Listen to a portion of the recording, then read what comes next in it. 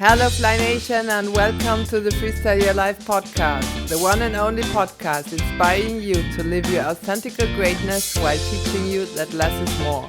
I'm your host, Aneste Kalle-Zimmermann, and I'm on my mission to help you to be the hero you were meant to be and to live what you came for in life and in business. Remember, the quest we came here for is to discover our true nature, explore our potential and share it by living. So, my dear Fly Nation, today I'm very honored to have Steve Sashen with me, and he's the founder of XeroShoes.com.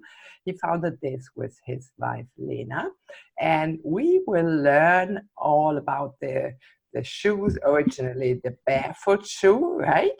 So this probably named it Xero Shoes. So I learned a lot just by preparing for the interview and seeing all the shoes and the stripes. And it's not just for good looking, but everything has a cause and a purpose, and and they are flexible and just wonderful. I have to get some for myself.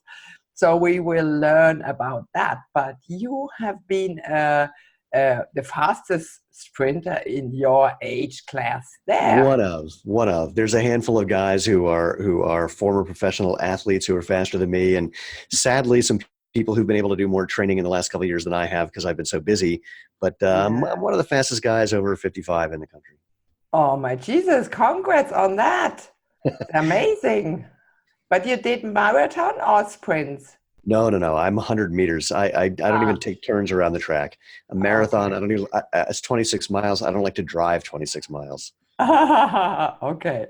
So you will tell us, Stephen, about the fun and the benefits of natural movement and Sure. The right shoes to have it. I think everybody of Fly Nation knows, if we have real great shoes, right? They feel like nothing like in the air, like we could fly. And if we have shoes that doesn't fit and sticky and tough and hard and we just have problems. So I know that, especially for my golf shoes. They are really expensive, but the best ones just are the best, right? So otherwise, if you're walking 3 hours at least for just nine holes, your feet are just aching, and that's no fun, right? So doing sports, especially sports with the wrong footwear, is a terrible thing. So we will learn about that, and you will bring in some of the truths that you discovered to shoes and the entrepreneurship. So please go ahead and share your wisdom. This is your stage. It's a lot to start with. Okay. So the simplest thing is just to start with feet. So your feet and ankles have 25% of the bones and joints of your entire body. And there's more nerve endings in the soles of your feet than anywhere but your fingertips and your lips. And so clearly this means you're supposed to use them. They're supposed to bend, to flex, to move, and to feel things. And if you don't let them do their job tries to move up into joints that aren't designed for that, into your ankle, into your knee, into your hip, into your back, all the way up your body, actually. And so if you look at footwear for the 10,000 or so years that people have been making footwear, the first 9,950 of them, footwear was designed just to add a little bit of protection and something just to hold it onto your foot, but to let your feet move naturally. And then in the late 60s, early 70s, that all changed. And so companies started making shoes with narrow toe boxes, so it would squeeze your toes together, elevate your heel, which messes with your posture, stiff enough so you can't actually bend and flex naturally, and with enough padding between you and the ground that your brain can't actually feel what you're stepping on or what you're stepping in, so you can't move naturally or effectively. And when my wife and I discovered this, we started making just a simple sandal, the same way they did 10,000 years ago. A little bit of rubber, some string to hold it on your foot, and that's all we needed. That's what we lived in for 5 or 6 years at least. Actually, more than that, maybe about 7 or 8 years now that I think of it. And we started a company supplying the materials so that other people could do the same thing. We gave you a sheet of rubber, some strings, some instructions on how to make one of these 10,000-year-old sandals. And that's how our business began. And then we've expanded since then, and we now have a complete line of active lifestyle products, both sandals and shoes, for people who want to do everything from taking a walk to running ultra marathons. And I actually have one here. Hold on. Pardon me for using my own shoe, but the whole idea with Xero Shoes is they let your feet be natural. They let you do what feet are supposed to do. So the toe box is nice and wide, so your toes can spread and relax. We don't elevate your heel. It's the same height here as here, basically flat. They're super, super flexible. Yeah, so they let your I feet do wondered whatever you want. when I saw this. That is, yeah. Yeah. They're really, really lightweight. We've had people say that they accidentally went to bed still wearing their shoes because they forgot they were wearing. And the soles are designed so they give you really good protection, but they also let you get feedback from the ground so you can feel things. And they're really durable. Unlike most shoes that wear out in 100 to 300 miles, they say, our soles have a 5,000-mile warranty. We developed the rubber specifically to be long-lasting and very durable. And that kind of covers it. That's what we do. Mm-hmm. That's so amazing. I could learn so much about it, and I'm very sportive, but I never heard that, especially the foot has so many nerves and everything in it. Yeah, so it's amazing. And I mean, people don't know this, mostly because the major shoe companies for the last 50 years have, in my opinion, been very successful with a massive propaganda campaign. They've basically been telling you need arch support, you need motion control, you need padding, you need, and no one ever said that this, toe box that squeezes your toes was good for you, but for some reason they do that. So I like to say, just take a look at the shape of your shoe and see if your foot is the same shape. And if it is, it's only because you squeezed it in until it became that shape. But naturally, it's not. And that doesn't make sense. Or what I also like to say to people is, do your feet feel better at the end of the day than they did at the beginning of the day? And if the answer is no, it's because you're not letting your feet do what's natural. If you let your feet do what's natural, you can stand up or walk or do whatever you need all day, every day on any surface. And it takes time to build some strength. If you've been keeping things in motion controlled shoes, for example, it's like putting a cast on your arm. It gets weaker over time. When you get the cast off, you have to do strengthening exercises. Mm-hmm. Same thing with your feet. If you haven't let them move, it takes a little while to build up strength. But which would you rather do? Build up strength that can last for a lifetime, or continue to support yourself until you get weaker and weaker and weaker and have worse and worse balance, which could lead to what happened to my father, which was 3.5 years ago. He shuffled when he walked. He didn't have good balance. He tripped on a ledge that was only this high. He fell down. He broke his hip, and he was dead 2 weeks later. Oh my gosh. Sad to hear that. It happens all the time. Stephen, especially not that much with the male shoes, right? But especially oh my God, for women, they are always like that, right? So the Italian style, and especially with high heels, it's incredible to wear them. Me, after giving birth to 2 sons, I cannot fit there anymore, right? And why should I? Well, it's a great question. Totally unhealthy. Yeah. Well, the simple thing is, it's really horrible that young girls and women learn that to be attractive, they have to be in pain. That makes no sense at all. Yeah, that's completely crazy. Yeah. And the idea that that's attractive, or that if you're in a flat shoe, for example, that's not attractive, is of course ridiculous. So now I'm not saying don't wear high heels. There's times where you might want to. There's times where it could be useful, but you're not going to spend your life in those. You want to get out as quickly as you can. There's reasons. I'm not saying that every shoe should always be like this. If you're doing certain activities, you're going to need a specialized shoe. If you're a rock climber, you might want a shoe that does squeeze your toes really tightly, so you're not actually flexing, but you're using your foot as a lever. I mean, there's specific use cases where it makes sense to temporarily do something like this. But as soon as possible, you want to get out and let your feet do what they're supposed to do. Right. And especially there is a big wave in people now joining the barefoot Yeah. communities, right? Yeah. Because Well, the saying and the studies show we totally lose, uh, yeah, a feeling for the ground, right? yeah. With all the shoes, and they are really tough and everything. So you Yeah. are sort of, yeah, you have Well, the shoes way, again, on, but you're still sort of grounded, right?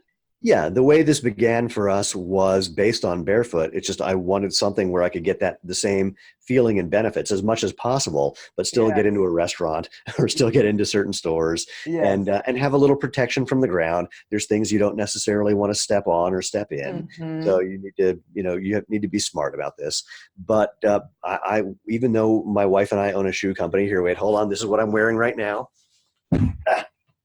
Yes. So barefoot is best if you can do it, and when you can't, that's why we make Xero shoes.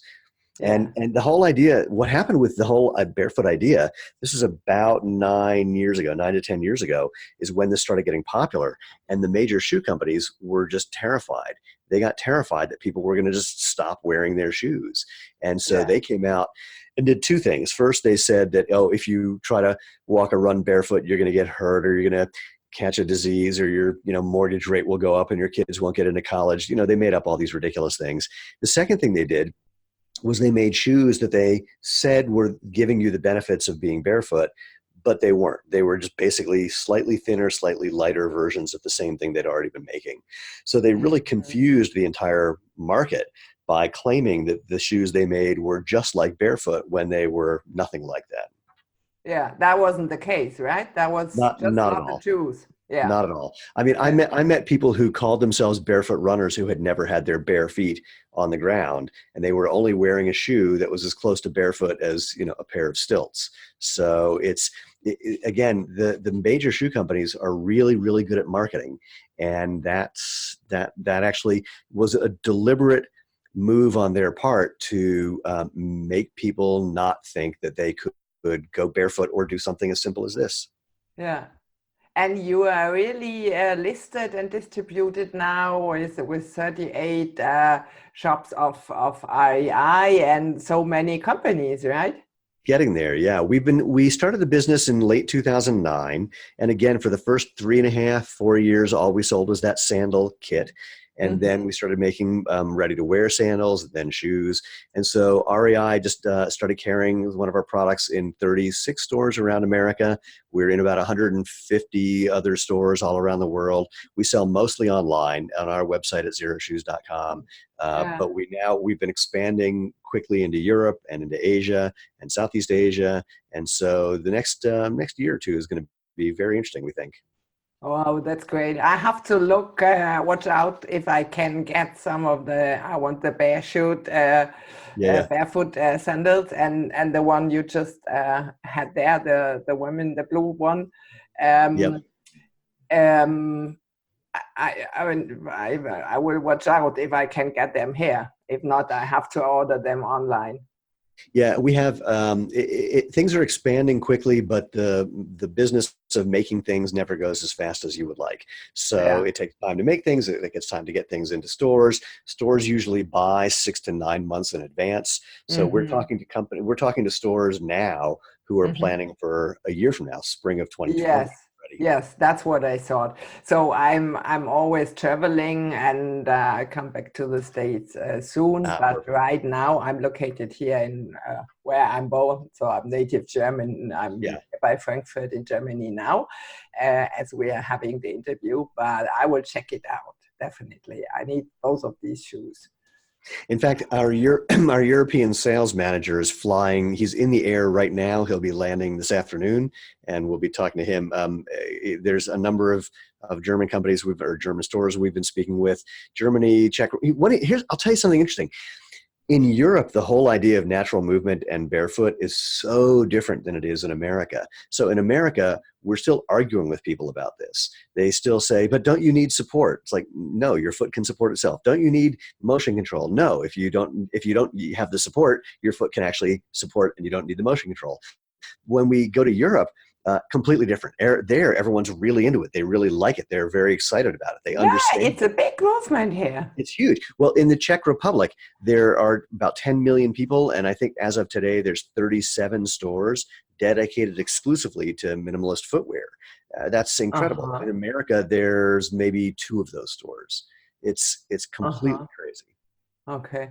Normally, America is in most of the things you are in front of us, right? So, yeah, but Well, it's a big movement here. Me myself, I have a big garden, and I always walk barefoot or on socks because, yeah, yeah, that is the most healthy feels thing. good. If Feels good. I'm here in my garden or home office, I have the office in my house, so why should I wear high heels? No need to. When people come to our office and they walk in and they see that a number of us are barefoot, they're partly surprised and partly confirms that we're serious about this. That we actually literally walk the walk. That Yeah. we do what we say, Yeah. and sometimes they're surprised by that, which I think is pretty funny. Yeah, but that's it's so important, right? So many people they talk about things they've never done. They Yeah. don't do themselves, right? Well, So who could believe that? I was in a store the other day, a Costco for people who know it. It's big store, and one of the employees stopped me because I came in wearing this shoe. I had been out on the track and I just kept them on my feet, and he stopped me and said, "Is everything okay?" I said, "Why?" He goes, "You're wearing shoes." Because normally I'm in there barefoot all the time, Ah, and he right. was surprised. And at one point they stopped me and said, "You're not allowed to be in here barefoot." And I said, "Why is that?" They said, "Well, it's a health code violation." I said, "No, actually, it's not. It's a health code violation for employees to be barefoot, but not for patrons." And they went, "Oh," and then left me alone. So, and being inside in certain stores is great because the floors are really smooth and they're usually nice and cool. Yeah. It's one of the best feelings. That's crazy to tell people what shoes they should wear, Yeah. I think. Well, they have the wrong idea. I mean, my favorite thing is after they say, "Well, it's a health code violation," and I say, "No, it's not." In America, there's no state where there's any law that says you can't be barefoot in a restaurant or in a grocery store or in any other store. There's no laws about that at all. Now, the store can have a policy, that's okay, but there's no law about it. And then they'll say, "Well, it's an insurance issue." And I say, "Well, I'm an adult person. I know how to take care of myself." Yeah, And and you my can favorite, decide yourself. You must yeah, decide yourself. yeah. So There don't might worry. be glass on the ground or whatever. Well, if you Well, decide to go barefoot, you have to watch out. yeah, well, I've taken off my shoes off my feet. I didn't put them over my eyes. So I've been doing this for 10 years. Right. I Yeah, look to see where I'm going to walk. So I love it. the Yeah. only time I have ever cut myself or had any injury was at my sister's house, where I was walking into her garage, and the pad for the garage was this much higher than the driveway, and I didn't notice Oh, that, and so I stubbed my toe. Oh well, that's the only problem I've had in 10 years. Or longer than that. How long? I've been doing this now for 11, 12 years. yes. The only thing that I don't like too much is, of course, you get dirty feet. So Oh do you have a no. trick for us for that? Oh no. Yeah, it's called the shower. It's called a bath. Yeah, but Actually, nothing else, right? So, no. yeah. So what? So I've actually had this fantasy that someday, if we own a house where I can do this, I would have like a little like a fountain or a little stream thing Yeah. by the front door with warm water, so you can wash your Right. when you come in. Yeah. It'd be really fun. I saw that in Hawaii. Oh, really? Oh, Yeah, that's because great. I'm gonna have to. all the hula dancers, they are nothing about shoes. They are Yeah, yeah. always barefoot, right? So for the dance there, so that's great. And I have a German colleague here. She made herself an experiment, and she wrote a book about it. 1 year barefoot. Oh, really? Whatever she was wearing, a robe, a dress, whatever, she was barefoot because this was Oh, I love it. the experiment, if she could do it and if she would get problems with health, with people, with stores, with whatever. And she got a lot of trouble because some people, some shops, whatever, didn't Oh, like her to come in. right. And then she just decided she will do it, and she will write what she discovered in the book. And the shops that didn't like her barefoot, she just said, okay, There you that's go. fine for Yeah, me. I never have to step yeah, into your shop or room, right? yeah. No problem. My Okay. favorite, that's one of my favorite things is that when someone, if they complain about me being barefoot, and it very rarely happens, and they say, but it's dirty. I said, so my feet are dirtier than the shoes that people were coming in with? I don't think that's the case. It's a very interesting thing that people, they're very attentive to this. When you're walking around barefoot, people will see you from 50 meters away and start staring. I mean, I don't know what it is about footwear or what I do. Wait, I'm going to show you this. So when I'm wearing my shoes, this is the pair that I wear. So I do two different colors. and people see this from very far away, and they're transfixed. I don't know why it is that we're so tuned in to feet and footwear, but we are. And so people notice if you're barefoot, especially, they really see it, and the reactions are very funny. My favorite is when I'm in there's one restaurant that I pick up food every Friday night and I bring it home. It's the end of our week. And invariably, it's a pizza place. And invariably, there's a bunch of kids, and they see me barefoot, and they say something to their parents like, hey, that man is barefoot. And I look at them, and I go, don't you want to be? And they go, yeah. Yeah. And then sometimes they are. Sometimes they take off their shoes. But kids are like really into it. And they're surprised that, they didn't know it was an option. And they love the idea of it. And then you watch the parents get very nervous, which I think is really fun. Yeah. But you know what, Stephen? Everything that is not the family, the mass Yeah. doing, right? Like walking Yeah. barefoot, it's just a little community there, or wearing different shoes, right? Yeah. So Well, that's and I'll confess, that's exclusive. That's not the it mass, is. right? It is. And I'm not even suggesting that everybody go barefoot all the time. It's great if you can. I just do it because I really, really enjoy it. And I'm that kind of person. So there was one day I'm walking into the office. I'm in cutoff shorts. My feet are, no shoes. My hair is particularly big. I hadn't shaved in a couple of days. And I catch my reflection in the window, and I just stopped and I looked and I went, oh, I'm that guy. Okay. Yeah, So, but Stephen, that's totally authentic for you, right? yeah. So you are sort of the natural guy, right? Yeah, Apparently. whatever is authentic is Yeah. the real thing. It's just be you, right? So most people are not. That's why I'm on my mission here to bring mankind to authenticity. Mm-hmm. I adore that, because I think the problems we face today, we cannot cope them with the things we do now, right? So paradise out there and the pollution and whatever, just the list goes on and on, right? Yeah. So if we don't wake up, this will not have a nice end. So our grandchildren will not have this paradise like we have it. Human beings, we're not very good at predicting the unforeseen outcomes of things, which is of course redundant. They're unforeseen, so we can't predict them.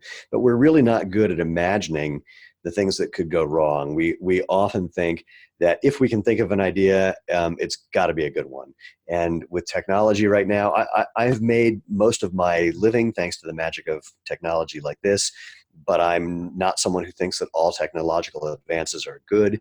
It really is incredible. I look around literally, and I look at all the things that we've invented, and I think about the unforeseen consequences that resulted from them. Everything from automobiles to highways to technology to footwear. I mean, it really is amazing how we repeatedly make things worse when we try to make things better, and then we forget that we did it, and we just keep doing it again and again and again. It really is. Right. It really is crazy. And it's totally, in so many cases, it's totally unnecessary, right? Because we are going on, we need this, we need that, and and be more and have more. Well, my gosh, we have so many shoes, right? So Yeah. your enterprise there is going of sort of Yeah. backwards. Nice. My apologies. That's a spam call who has figured out how to get through to my computer. My No problem. apologies. But going backwards and doing less is the real thing. Not Yeah. be pushed and told become more and have more and be more, and people are overloaded, right? Yeah. Yeah. So Well, we should look, go back my to favorite. our roots. That's what we should do.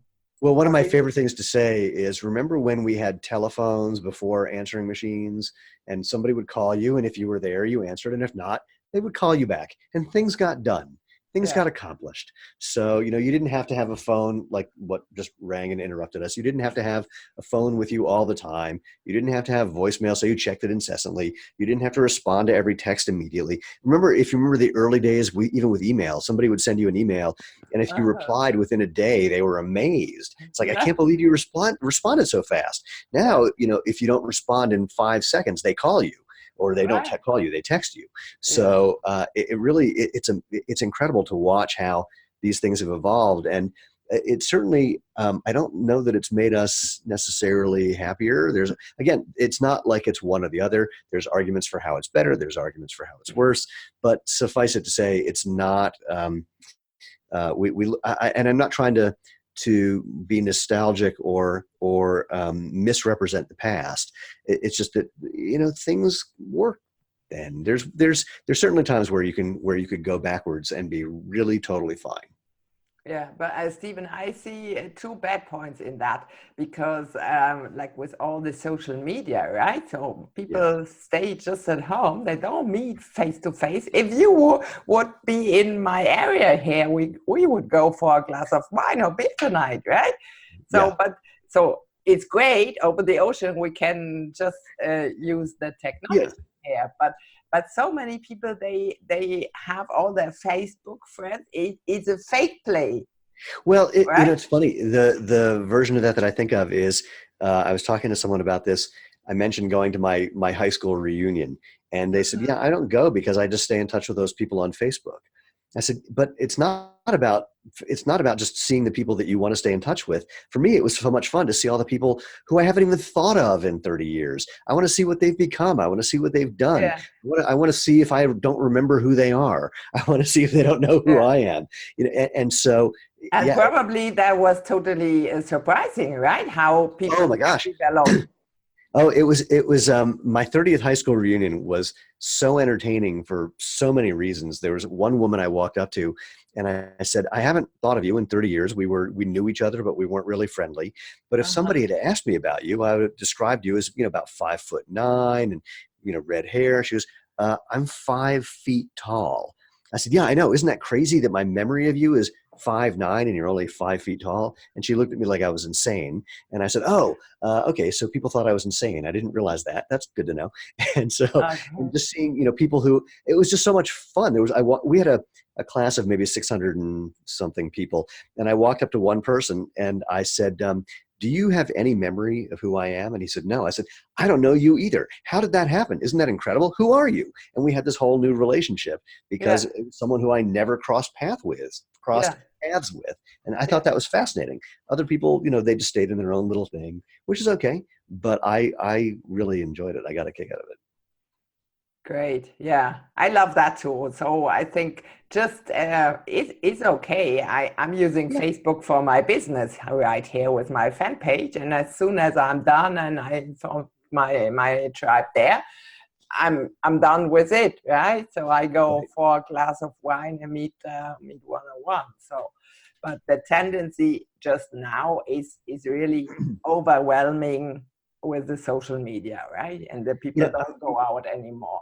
You reminded me in the very early days, even before the internet, actually, there was just online bulletin boards.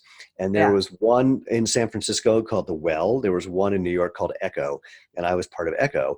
And Mhm. the best part of we did a lot of wonderful things on Echo. It was a great time. But the best part of Echo was every week we would get together and meet at a restaurant or a bar and just see each Mhm. other and hang out in real time. And that was Yeah. the part that was the really fun part. That's where we really established relationships. That's where businesses got started. Some of the people who were involved in that were some of the early internet pioneers. And if it weren't for the face-to-face part of that, the rest of it would have not been as valuable or interesting or effective or fun. And now the doing things in real life it's just less and less of that. I think Mhm. I'm not going to argue against technology entirely, but I agree with you. The face-to-face part, it's like, how can we make that even more a piece of this? And it's an Yeah. interesting question. Yeah, and sometimes it's just a smile or a hug. Yeah, this is just sharing and caring and transporting love, right? Hmm. Oh, that is, we need more of that. So please, Stephen, tell us what you mean by the truth of entrepreneurship, please. What do I say? Ask me again. The truth of how did you bring all Oh, that together now to be so successful with your company here, and doing it with your wife together? I think that's amazing. oh, it's been the most satisfying thing in my life to be doing this with Lena. I have two answers. So one is that well, in part, my parents were entrepreneurial. My father was a dentist. He had his own practice. My Hmm. mother had a number of businesses over the years. Her father had his own business. My father's father, I think, might have worked for somebody else. I'm not sure. But so I come from a bit of an entrepreneurial background. And as Yeah. early as I can remember, I was always trying to do things and start things on my own. I've never had an actual job, really. The only times I've had anything that looked like a job, it was them letting me do whatever I wanted to do. So that didn't really count. And so that's just how I've run my life. It never. My father one day, I was trying to ask him or get him to lend me some money for something I was starting, and he Hmm. said to me, "Why don't you just go get a job?" And I said, "I don't think that would end well for anybody." And Yes. so with Xero Shoes, it was really even more accidental. I had been just making these sandals as a hobby for people. And then someone said he was writing a book about barefoot running. And if I had a website for this sandal making hobby, he would put me in the book. So I rushed home and I pitched this idea to Lena, and she told me it was a horrible idea. And I said, yeah, you're right, I won't do it. And then after she went to bed, I built a website. So it just was really kind of an accident. When I showed her the next morning that I had done this, she was kind of upset. I said, it's just, if it's not going to take any time, maybe it'll turn into a car payment. And of course, it's turned into this big business. So when people ask me about being an entrepreneur, being in business, I think back. I have a degree in film, and one of my teachers was a very well-known European director. And someone asked him one day, "How do you make a good movie?" And he said, "Well, 90% of making a movie is casting, and the other 10% is casting." And I Mm. say, it's like that with business. 90% of it is luck, and the Yeah. other 10% is Yeah. luck. And then there's a Yeah. whole separate 100% that's working as hard as you can and being as smart as you can. And Yes. for me, the luckiest part of all of this is that I'm married to my wife. If it weren't for Lena and I being a couple, this would have never happened. I say that without her, this wouldn't have happened. She says without me, this wouldn't have happened. And we're both right. It was really, really good fortune, and we work really well together. We have very complementary skills. She's an operations finance person. I'm a marketing product person. And so we do our The things and we perfect come together. fit. It is. And we argue. I mean, the way she says it is, yeah, you think of all the good things and I think of all the bad things and the ways it could go wrong. Or you think of all the things you want to do and I tell you all the reasons we can't afford to do that. And, Yeah. or I say, I put the car together and you have to make sure there's gas for it. And we definitely have had arguments about what we can or can't do, but we know we're pointing in the same direction, trying to accomplish the same thing. And so it's never contentious. We just have to try and find the way to do it. And I think, we had an argument about a month ago that lasted for about 12 hours. And then before that, we had one about 3 years earlier, and then about 2 years before that. And, you know, we get along really well. And Lena has evolved and become just this incredible business person. I just marvel at seeing what she has learned and what she can do.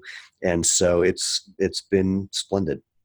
Yeah, it's amazing how deep, love-hearted you talk about her, and that I think it's brilliant if you can yeah, do things together. Might be like in your case, or it was in my case in former times before I divorced, with the partner, and everybody has his own field, right? So you don't interfere all the time.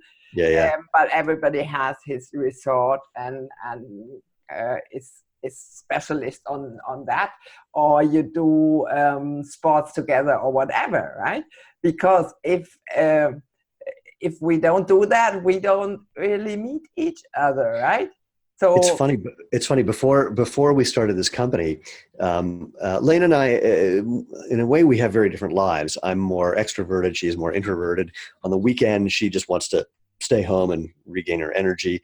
I want to go out and do some things and see some friends. And so there were people who, I guess they had known me for 5 or 10 years and had never met Lena, because we just didn't socialize at the same in the same circle. And so maybe we've never taken separate vacations. I have cousins who for years took separate vacations. He liked to ski, she liked the beach. And so when it was time for a vacation, she would go to Florida, he would go to the mountains. and after they retired, they would do a vacation together and a vacation separately. But I remember as a kid, when I heard that they took separate vacations, I remember part of me thought, wow, that's crazy. And another part of me thought, wow, that's brilliant, because that was just what they each wanted to do. And they made it work for themselves that way. And some people find that terrifying, but finding the way that works for you that's the interesting part. Yeah, but I think that's great if you can respect what the other loves and needs, of course, Yeah. right? And without being jealous or whatever. And that's just wonderful. So everybody can be authentic, and like in your case, so thanks for sharing your story there. It seems like you're balancing, both of you balancing it out, right? So you're extroverted and she's introverted, and yeah, we all have our potential and our abilities, right? And we should do more of that, what we love and what we're good at. Well, right? And do less of I love to talk and be with people, but I'm so bad at accounting, and I have my taxes here because I have to do the taxes from last year and the first quarter of 2019, and I have it there, and I don't even touch it. But I just don't. I learned it because I studied economy, but I just don't like to deal with the numbers there, right? And I just have to sort the papers to give it to the accountant. Well, it's funny. We have really good friends, a couple who are the opposite of us. Well, they're the same as us and the opposite of us. So we're Stephen and Lena, and they are Scott and Layla. And we're the same height, and we're very, very similar in many ways. But we're the opposite when it comes to what we like to do. So I'm the one who would like to go out all day and just keep doing things. And Lena would, do less and relax more. And our friend Scott and Layla the other way. Layla is like me, and Scott is like Lena. So the times that we travel together, we just kind of split up. And so we do non wife swapping. And so Layla and I will, we'll also do something in the morning. Then Layla and I keep doing something, and then Scott and Lena do, something at home, and they relax, and then we all get together for dinner. And it's the perfect combination. That way everyone gets to do everything they want, and they don't feel like anyone's left out. It's totally hysterical. And then of course people think that they're a couple, and people think that Layla and I are a couple. When they had a baby, they would ask me about my baby, and I just started answering. So it's very entertaining. But it still works out. So you didn't discover Lila would be the right one or whatever. No. Oh my God. Oh no, we would be a horrible couple. But when we're out, we just have a really good time. I mean, they're some of our closest friends. But yeah, it would never work as a relationship. That's wonderful. So happy to learn so much about the company and all what we have, what we call footwear, Mm. and how you bring it together to be so Well, successful with this company with your wife there. Well, thank you. I mean, look, just to say it simply, we're on a mission. I like to say that we're creating a movement. We're trying to make natural movement the obvious, better, healthy choice, the way people think about natural food. And Yes. there's nothing that should get in the way of that because it is so obvious. Your feet are supposed to bend and move and flex and feel. You want to let them do that. Most shoes don't. Our shoes do. And it's not just about our company. There are other companies who are doing this as well, and we support them and they support us, because we all believe that this is really, really important for enjoyment, for health, for performance. When you see professional football players or basketball players who, after their career, their feet look like they've been in a war, that's not Mm-hmm. good. Both Mm-hmm. for them individually and also even for them as a professional athlete. If they were using their feet better, maybe they could have been healthier and stayed on the court or on the field longer and had another couple of seasons, which would have been valuable for them. And then after they were done, they'd still be healthy. And so and of course, what happened to my father and elderly people who are having problems with balance, what happens with Yeah. blind people who wear really thick shoes and they can't feel the world they're walking on. I mean, there's so many aspects that are important for this, and we feel very strongly about it. We feel just as strongly about how wrong it is that big multi-billion-dollar companies are telling you that you can't be natural, that your body is broken, that there's something wrong with how you're built, and that you need all these extra supports despite having zero proof for what they do. So, we're all very passionate about this. Yeah, but that's why we have to wake up, Stephen, not to buy Agreed. in all these stories media is telling us and all the hype and yeah. Agreed. I stopped to watch it, but lots of people, of course, do, and the series almost the same. So this is a big advertising campaign in the background there, right? Yeah, and absolutely. and yeah. It's nearly no good news. So something happens. So, but 99% is bad news, right? Somebody crashed, and this happened. So this is, yeah. It's interesting. It's interesting you say that. I was having breakfast with some friends yesterday, and they were discussing. I won't get into the specifics, but discussing how, pardon me, how horrible some particular incident was. And I said, yes, it's true. And the number of times where that has happened compared to the number of times where something good has happened in that same space, I mean, this is a tiny, tiny, tiny, tiny, tiny fraction of what actually happens. And that doesn't discount it, doesn't mean you don't need to address it, but it's being overblown. It's making people worried much more than they need to be. Like here in America, there's this whole concern about child safety, about children being abducted or things. And actually, children have never been safer in America than they are now. It's safer now than it was at any time in the past, but people think that it's worse than it is because of the way that the news wants to portray the scary things, because that's what makes people watch. It's happening in politics as well. If you can make people afraid, that seemingly gets them more riled up than if you give them anything that's good news or gives them something to work with where they can make a change. Just making them scared it's a very powerful way of controlling people's thought. And it's manipulation. Let's name it. It is. It absolutely is. Right. And that's very, very dangerous. And I'm so glad you're bringing this up. I totally agree with that. And but that, let's face it, it's the need for everybody, each and everybody, right, to wake up and say, well, I don't want to be manipulated by nobody, not my partner, not the government, not nobody. Just nobody, right? And if you follow the math, this is what happens, right? I'll say it in a slightly different way. It's things become a mass because people have done that. And it's part of how we're built. We want to be part of a community. We don't necessarily want to stand out. We want to fit in and be accepted.